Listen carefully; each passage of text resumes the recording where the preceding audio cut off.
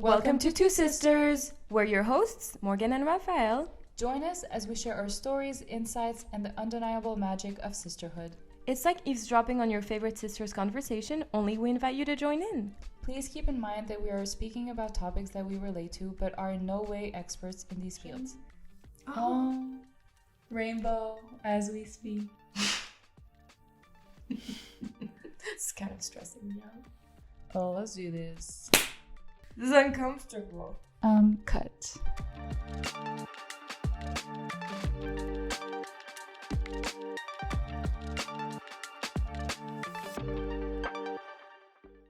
Hi guys. Hey you. Hi. Welcome back to my place.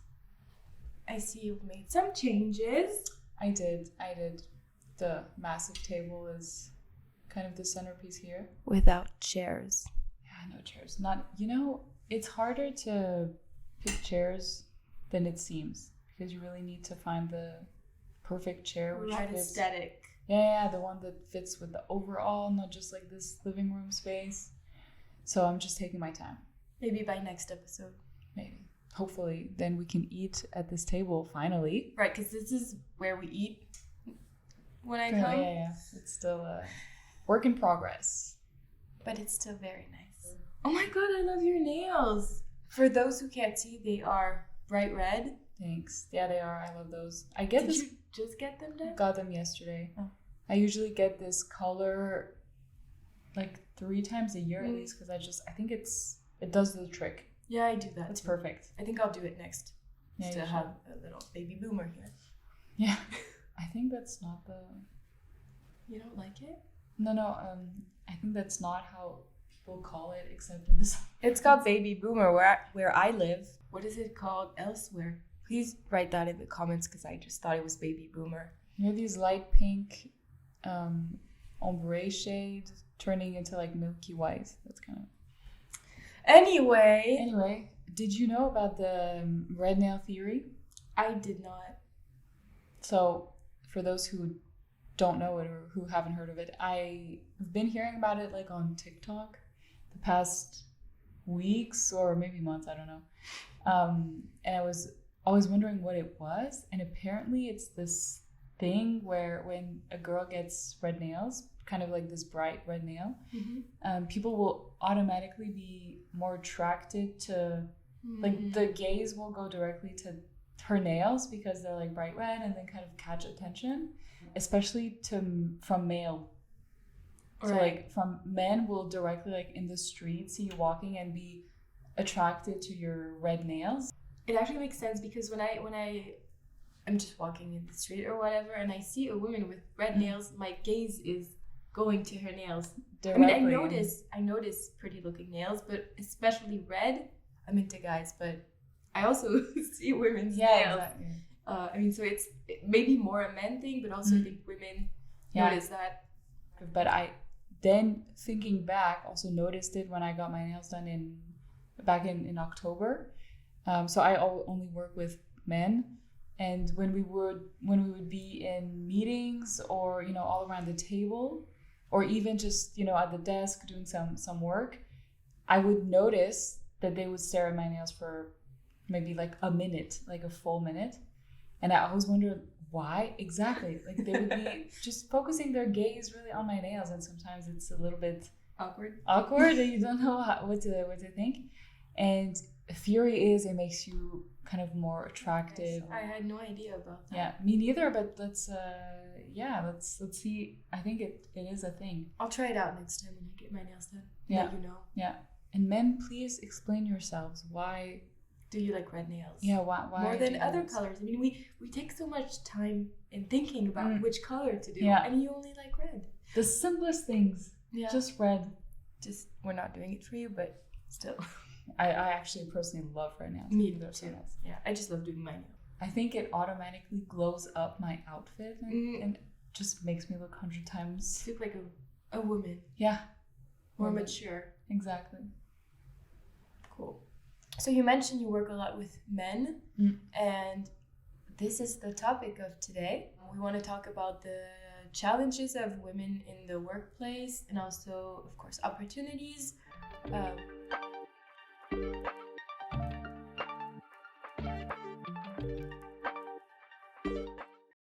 Okay, so tell me more about the industry you work in. Why are there more men? Because personally, in my company, I work in marketing and communication, so our team is mostly made of women. So I don't have that experience, especially in this company I've been working for 4 years. I don't have the experience of men too much. Yeah, I think so. I work in consulting, more in the financial services industry. So it's in terms of field of studies, it's for economics and business, and then the really industry focus is in financial services. So I think there are many areas of business where men are more represented than women, and then kind of vice versa.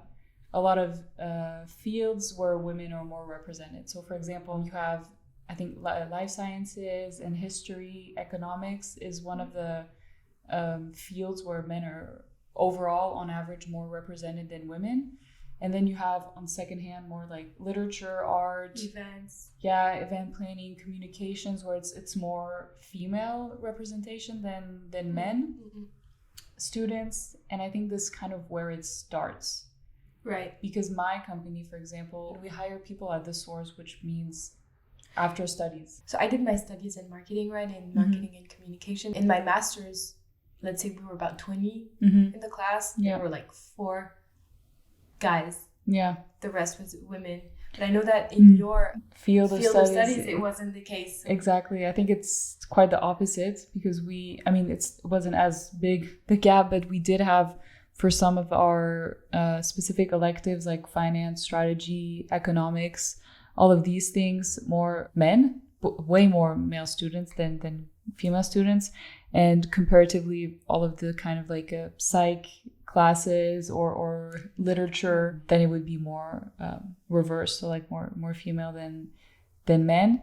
And going forward, in your master's, for example, I have many friends who study corporate finance, and as a master's specialization, and they are in their class, they're probably like 35 people in one small class section, and there's 3 girls.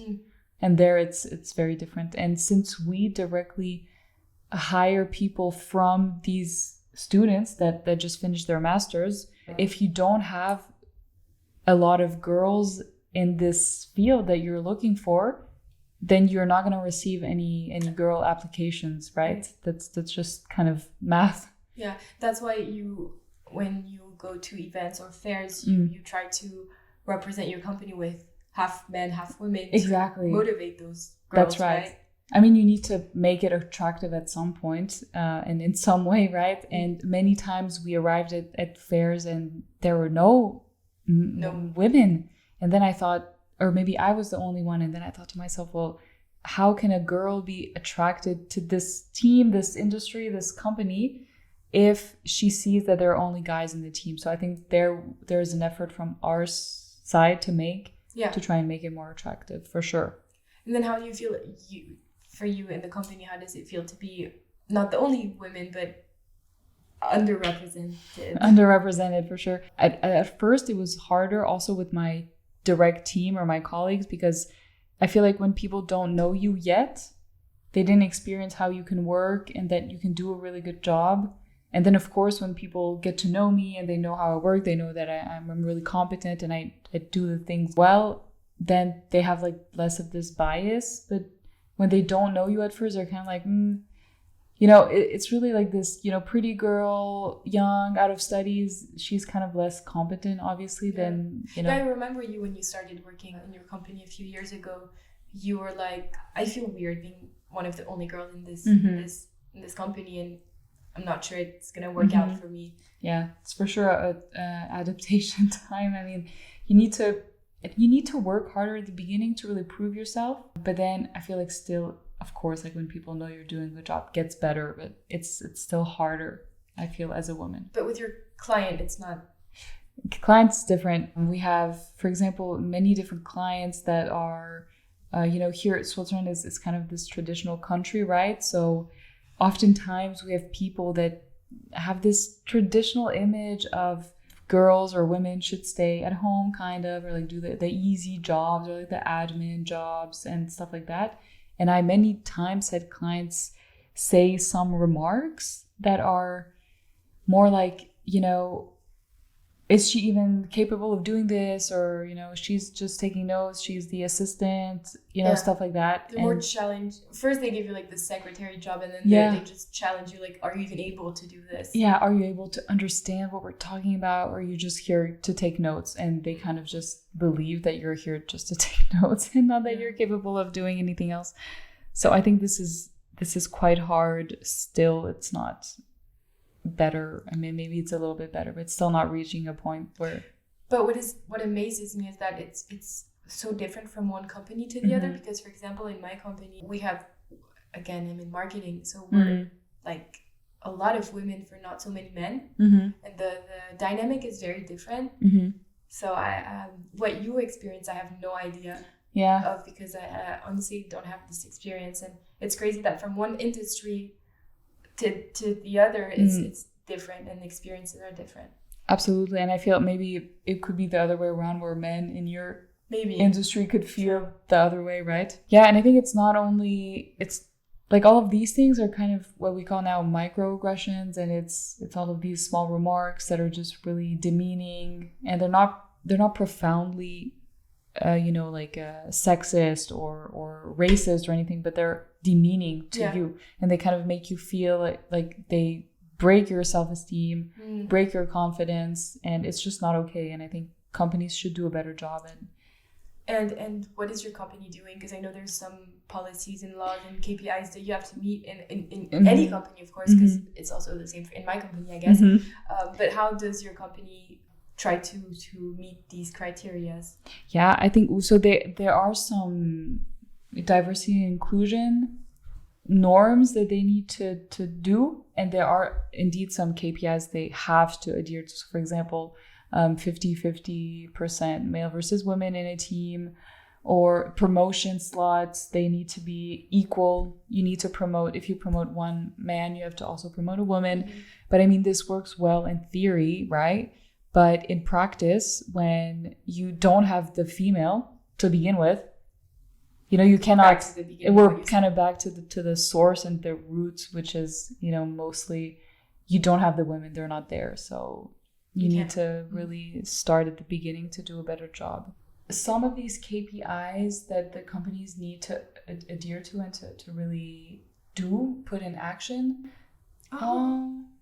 Rainbow as we speak. Oh, I love rainbows. They're so nice. Me too. I thought it was double rainbow. Where? There's a double rainbow. Oh my god. This is kind of like the light. During my day when I see a rainbow, I'm always like, oh, wow, like my days it's also better. Super defined. Yeah, it's amazing. It's like really bright. I love it. Yay.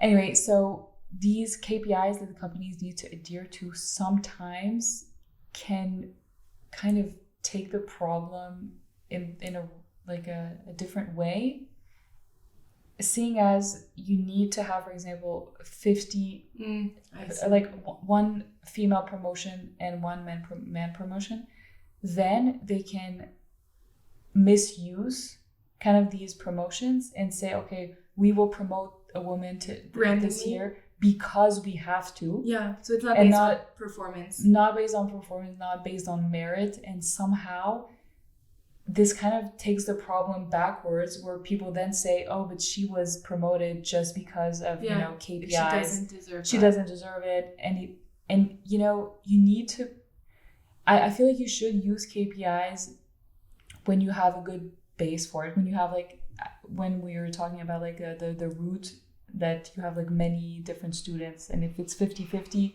in an ideal world, that's great.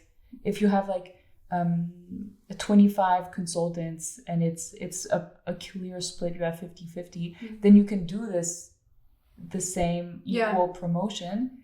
But I mean, if you have 15 men and then just 3 women in a team, I feel like it deserves to promote a woman just because you have to have this KPI. Oh yeah, for sure. And then it kind of makes also us as women feel, every time you get a promotion, do I really deserve it? Or is it because of the KPI? Or did they do it just because of the KPIs? Yeah. And I feel like it's wrongly used, and it should be. I think maybe it should start like actually at the source, like you mentioned, at school, exactly, where we promote the programs for men and women, and not make it, as you said, finance, not make it a men's thing, or marketing, make it a girl's thing. Maybe there's something that can be changed here.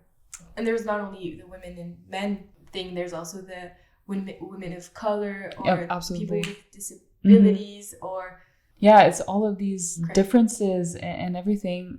It's not only gender, it's all of these. In our company we have this diversity month awareness, where we try to bring awareness to all of that. But I know, as you said, in theory it looks easy, but in practice it's not so easy to. Exactly. I mean, think about promotions are usually based on your past performance, but also your future expected performance. And I feel like also I've been reading this study where they say that oftentimes when they have a man manager promotion and a female manager promotion, they will look more. So for example, ratings will be the same for past performance, but the future, the outlook is not the same. For example, the woman, maybe they know that she's planning on having a baby soon, or, starting her family, getting married. And women say that oftentimes this led to them not being promoted. I think it's crazy because you can't be open about what your next personal projects are just because you're afraid that they maybe won't give you more responsibilities. I know some women can't actually hide their pregnancies for so long until they have to say it because of this. It really triggers something. And but the man is also going to have a baby. I know, for sure. It doesn't come up, but it's sort of expected that the mom is going to take care of the baby more than the dad would.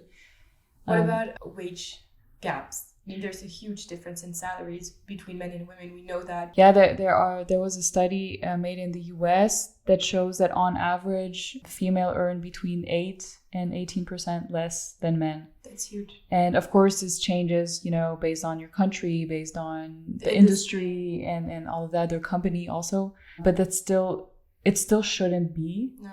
There still shouldn't be at least a difference at all. And even 8% is huge. It's huge. Enormous. And that is only between men and women. There's exactly.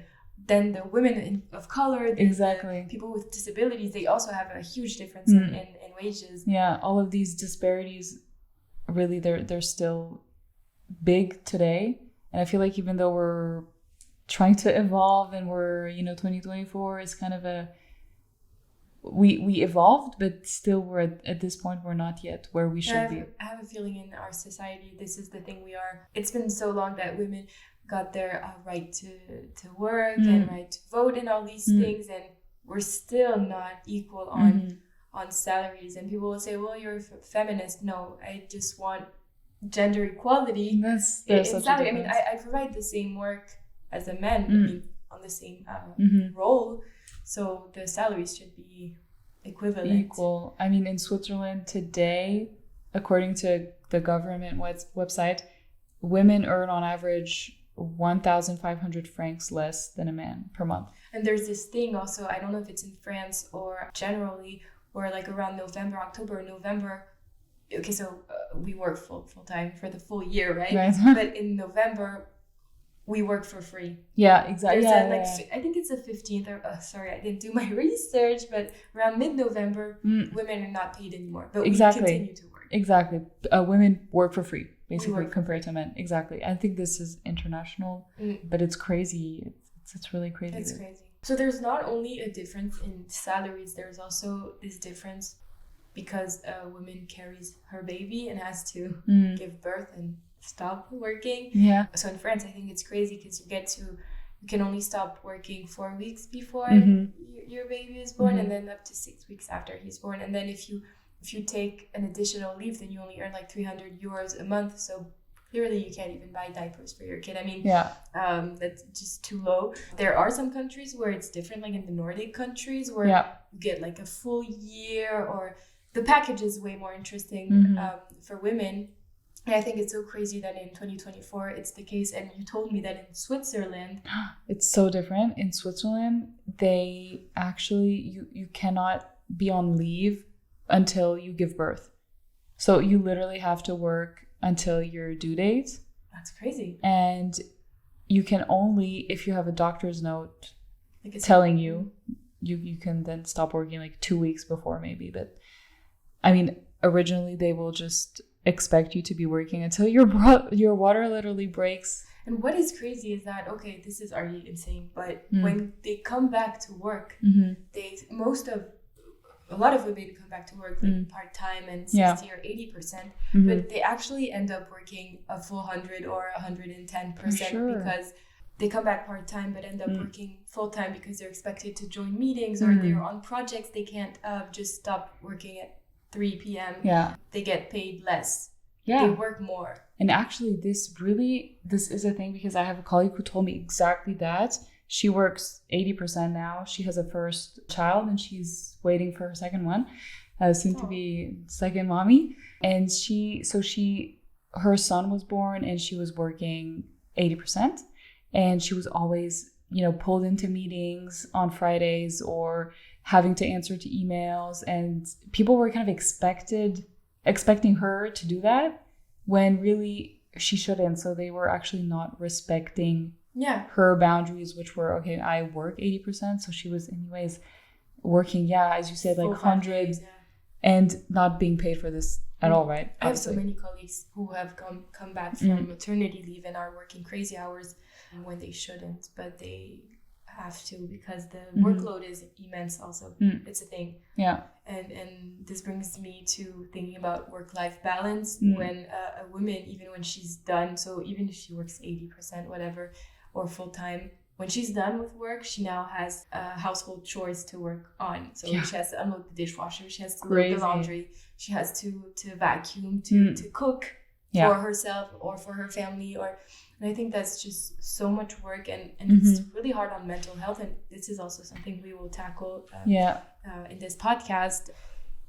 I think it's really hard. I mean, it is my case that when I'm done working, I just take care of the house because also I'm like a man. I just like when my home is clean and I don't have kids or anything. So I'm already stressed about when I'll have a kid because of how much workload I have for chores on top of work. Yeah, for sure. I mean, we're lucky that, right now we don't have kids because it's how we can manage it. Yeah. And the question really is when you do have children to take care of, I mean, it's another human life, right? Yeah. And you have your work and then you have your dishwasher, laundry, pick them up from school or like take them to school. And people manage, of course. I mean, absolutely. But the struggle is real. And I recently heard this TikToker, Abby Herbert, talk about really openly about the fact that she was the one like working on the company she has with her husband, like doing all the finances and all these things, and that her husband was doing all the household chores and cleaning and cooking, and I thought that was cool. But then again, they're okay with that. I mean, I'm not saying, I think it should be equal and you should be aligned in your relationship on how you deal with household chores. But the fact that you're expected to work full time and also have these things on top and just deliver a full performance all the time, be 100%, I think there's so much expectations that are not real. Yeah. And hard to meet. Yeah, absolutely. But everyone does their best, obviously. Yes. But it's true that, I mean, women are then expected. They're also expected to do all of this. Exactly. And I think it really comes into when you want to assess a female worker that you say, okay, but she works 80%. And so why would we give her the manager role, Like this really comes into the criteria that you choose to promote, for example, when it shouldn't, right? It really shouldn't, but it still comes in here and in the assessment process. So please let us know in the comments how it is in your company, in your industry. How is there a big difference between men and women? How do you feel about it? Is there anything that you noticed? What are your experiences with that? We're very curious because we work in different industries, so we have different experiences, but exactly. We're really happy to hear about yours. Yeah. And we started by asking on Instagram, our lady friends, what their experiences and best and worst stories were from work. We're just going to go through a few of them with you. So the first one is when you have your period during a 4-hour meeting with men only. I think that is just the worst. Yeah, this happened to me already, and it's really the worst. Yeah, I had this thing where I was in a call a few years ago, I remember. God. I had my period and I could feel that I was bleeding through my pants, and I could just not get out of that meeting and say, oh, wait, I have my period, I have to go. And I just felt so uncomfortable and had to throw those jeans away. Yeah. And I think it's just crazy that you can't mention that. Maybe some do, and I'm happy for them. I feel like people are just not comfortable speaking about this. Men, also women, are not comfortable speaking about it. I mean, I had this time when I was in a meeting with 10-ish men, and I was, of course, the only one. And I had my period, and I was just like huge cramps, and I really wanted to get out of this meeting room, but the meeting was going on and on, kind of like overtime, and it was really uncomfortable. But I was essentially the only person in the room experiencing that, so it's not like I can say anything. And also, you want to get out of the meeting, but you also want to stop working. You're cramping, you're uncomfortable, you just want to honestly get in a fetus position on your couch and watch your favorite show. Or at least go home, you know, and be able to do home office. Like, I feel like we also lack flexibility, and I'm not saying I want to not work. I'm saying I want to be comfortable, so I want to be home with like my hot bottle on my stomach and with your sweats and just, and just chill. Yeah, I work from home, and sometimes I have very bad cramps, and there are days where I wish I could just not work, not the full day, of course. Yeah, but sometimes, like, while I'm cramping hard, just like for a few hours, that I don't have to say, okay, guys, I'm out for a few hours because I have my period. I just want to stop working, and that's unfortunately not possible. No, although there are some countries in Europe, mainly Spain was the first, and now some companies are trying it out also in France, for example, like startups, where they say they give like 2 days or like 1.5 days per month to work, like, or be off when you're on your period, like kind of for this reason. But I think that's something also where women are discriminated against. They're discriminated because maybe they won't get a promotion because they're women and might take off 2 days a month. Yeah, I mean, I think there really could be a good thing, but also a bad thing if it's kind of misused, because when you talk about hiring, you know, a man versus a woman, and you'd say to yourself, okay, well, I mean, some people might say to themselves, but then this woman, if I hire her, I will pay her not to work for like 1.5 days per month, whereas the man will deliver more because he will be working this time. So I feel like it could be like misused, and potentially, sadly, because of the still world that we live in, could be misconstrued and kind of used in the wrong way. So hopefully this is not the case for long, and also if you have this in your company, really let us know, because I'm so curious to know like how it works, how managers perceive it, or like HR and stuff like that. So. Yeah. So second story, that one is a little funny but weird, awkward.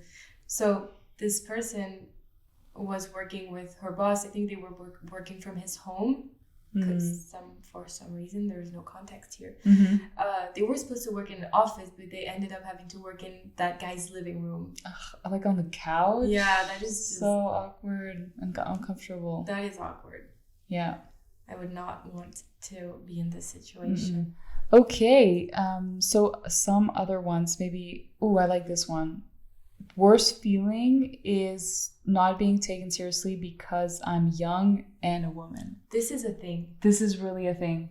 I remember when I started working, people were like, oh my God, you're young, you're out of your studies, you know so many innovative stuff, you can bring a lot to the company, and they haven't been saying that anymore. Yeah, but also 4 years in, I feel like, at least for me, or like my industry, you're kind of expected to not be as knowledgeable, even though you're coming out of your studies and you're actually super creative and innovative. But like all of these maybe more traditional employees will look at you and be like, you're very junior, you don't know how to do this, you don't know how to do this stuff, are you even competent? And then when you're a woman and the youngest in the room, I think this pair is the worst ever. Yeah. I was challenged so many times and questioned on my ability to, work and deliver. Exactly. And I think that's just because you're young. Yeah. And that's crazy. But the thing is with like older people, like even like way older people, they've been mostly in the same company for such a long time that they're kind of formatted to this company. So they don't have new information, new ideas. Yeah. And young people bring that to the table, and sometimes it's not recognized. They do, actually. I think we should really use the two, young right? Talent, yeah. Another very interesting one, I think we all feel it, at least for me, also my experience. Worst feeling when I cannot dress the way I want to because I'm scared of being sexualized. This happened to you. You mentioned it to me when you started working that you didn't really know how to dress. I personally don't have this in my company for some reason. I've never been questioning how I should dress. I mean, I don't wear short skirts and revealing tops, of course. I dress corporate when I'm in the office, but I've never hesitated to wear a skirt, for example, and I know you have. For sure. I mean, I think this I can really relate to because many times I'm wondering, should I even wear this top or wear the skirt? Should I even wear a skirt to begin with? Like, I mean, I just ordered one and it looks really good. It's not too short, but I was even asking myself, can I wear it? Can I wear it? Because I feel like people will just directly assume because you're like dressing up nice and you look attractive that you're trying to attract attention when you're not, and then they're gonna question kind of, oh, she's like a good looking girl, can she even do work? I think people don't understand that we dress for ourselves and not to please. This has been a thing. I mean, people have in the past have been saying, why are you dressing like that? Do you want to like a guy to look at you? I was like, dude, no. I like my outfit and I'm dressing it for myself and just I mean, so I it's love not only work, it's also in the private for sure, but we're in the workplace. I think it's something that exists, unfortunately. All right, and last one, maybe this one I really like, and I think it gives a more positive note. Some of my best stories are developing friendships or like strong bonds with other women in my team or in my workplace. So I feel like when you don't have many women around you, the one woman colleague who's going to be here, you're just going to have this extra special bond with them. And I think it makes for like very good friendships and kind of like, supporting each other and telling all these things that you cannot with like other people, right? Yeah. I think this is a good transition to the second part of this podcast, where we want to now talk about opportunities, because there are not only bad sides to being a woman in the workplace. Of course, there are so many opportunities, and we're going to tackle a few of those now. That's right.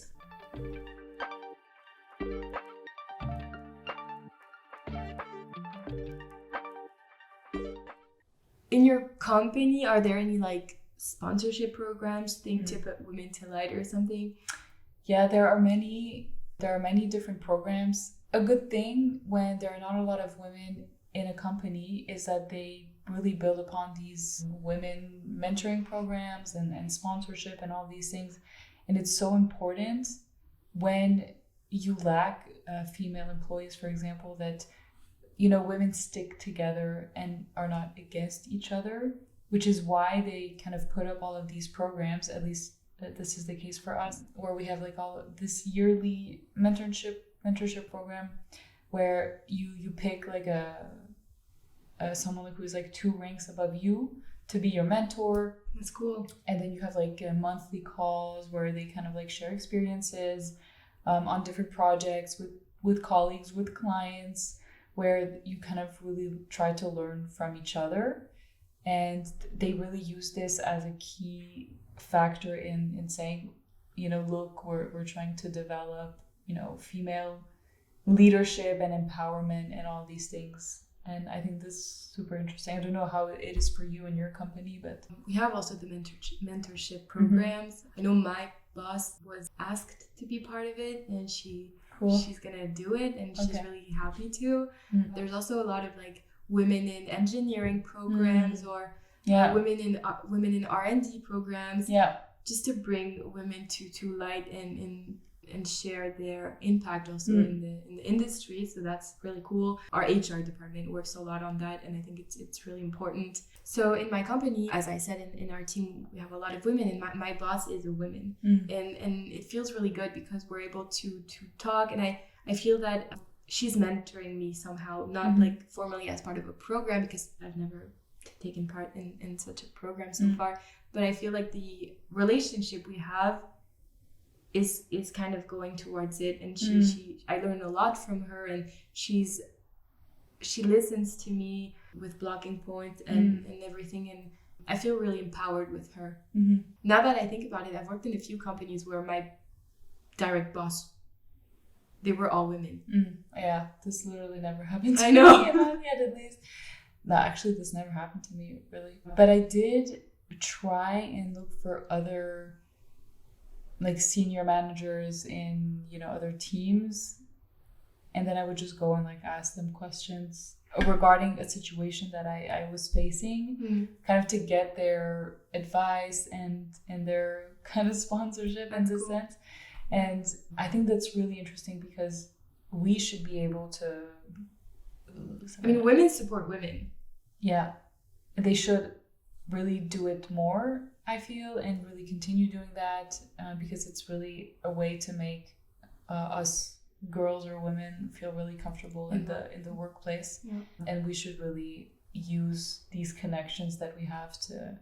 Yeah. So in addition to these leadership programs, there's also a lot of networking groups. I think that's really cool. Like in my company, we have this thing where we host an event for women in a sector in our company to network around the topic, and it's only for women, and I think it's a great networking opportunity. And this is an event I really would love to join someday, because you get to meet so many different women in so many different industries and who have different experiences, and it's good to hear what another woman is going through.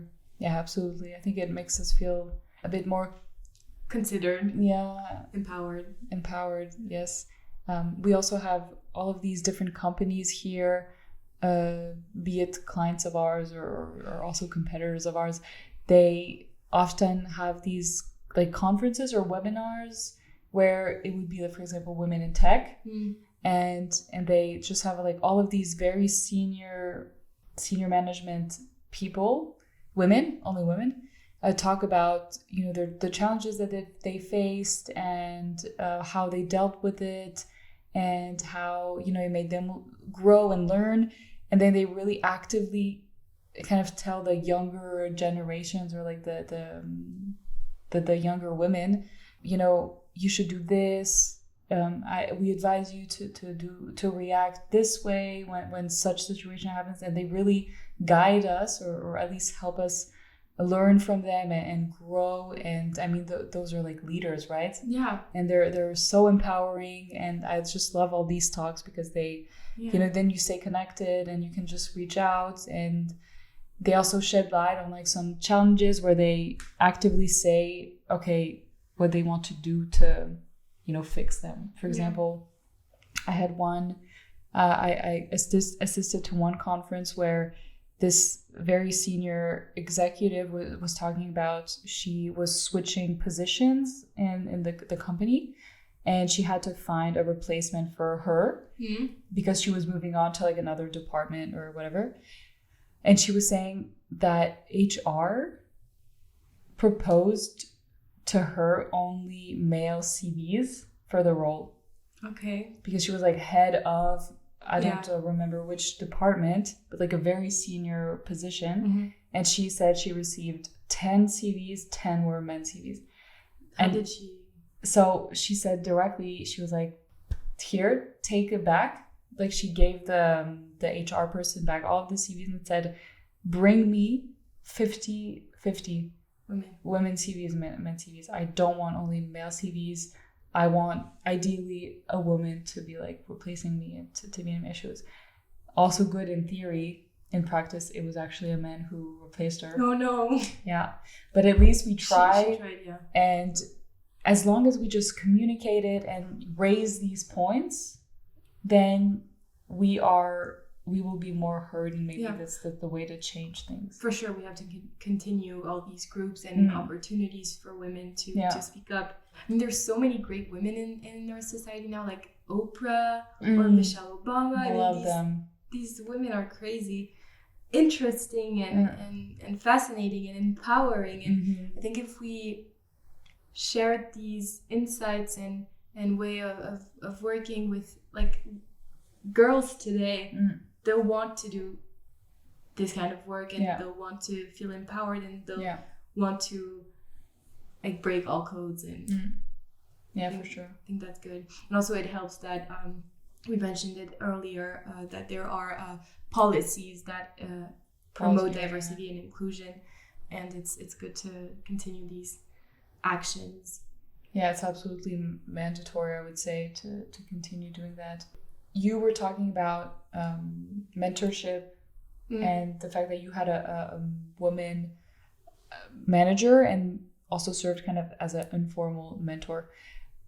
Personally, I don't have like a female leader to look up to, and I never did.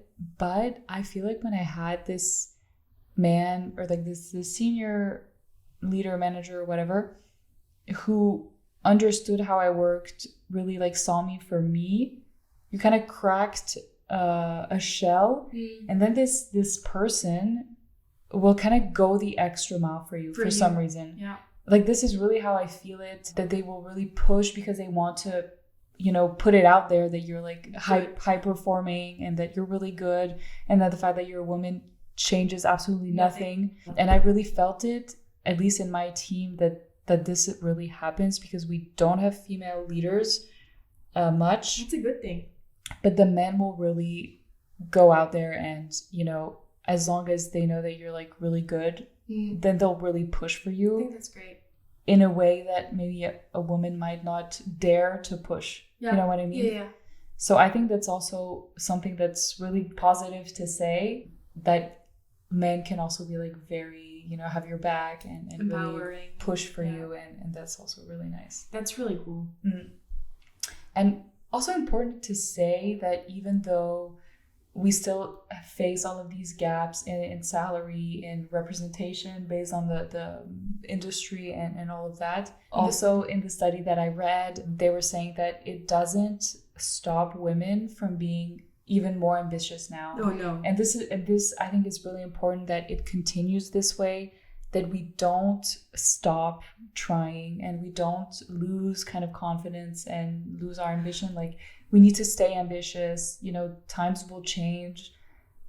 I think our generation is very ambitious. I mean, women have kids much later on because they want to focus on their careers, and they take smaller leaves because they want to focus on their careers, and they put themselves first and not their child or family. And I think it's a good thing because that's what men also do. So I think we're on a good path to prioritizing ourselves as women. I think that's in good. Work and personally. Yeah, personally. This wraps up the topic on working as a woman. So, we want to bring you insights on the topics we discussed, and we found a few things out. Did you know that the first ever Women's Day was observed in the US on the 20th of February in 1909? Wow. That's a long time ago. Not too long when you think about it, but still. Yeah, but really questions on how we evolved from there, so long. It's taking a long time. And I also found out that the 2 highest IQ scores in recorded history belong to women. That's so cool. That is awesome. I mean, women are obviously as smart as men, so I think it's good to... Yeah, duh. And to finish this, International Women's Day is an official holiday in dozens of countries. I think that's great to recognize that women are great. Remind the date. March 8th. Yeah. Thanks for joining. We hope you enjoyed this episode. Make sure to follow us on Instagram, TikTok, and subscribe on our YouTube channel, and also on Spotify, Apple Podcasts. And please give us your feedback. Review us also with 5 stars on all these platforms. And we look forward to talking to you next month. See you. Bye.